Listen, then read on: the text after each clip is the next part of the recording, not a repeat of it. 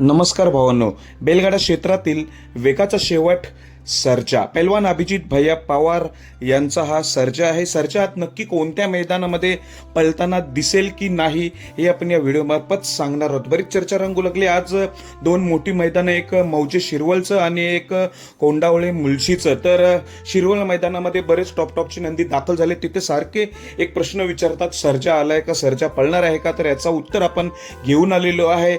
पण एवढं निश्चित, मौजे शिरवळ आणि कोंडावले मुळशी या मैदानात वेगाचा शेवट सर्जा पळताना दिसणार नाही. शिरवळ आणि मुळशी मैदानात सर्जा दिसणार नाही. मग कोणतं मैदान? तर भावांनो, आज आपल्याला वेगाचा शेवट सर्जा पळताना दिसेल.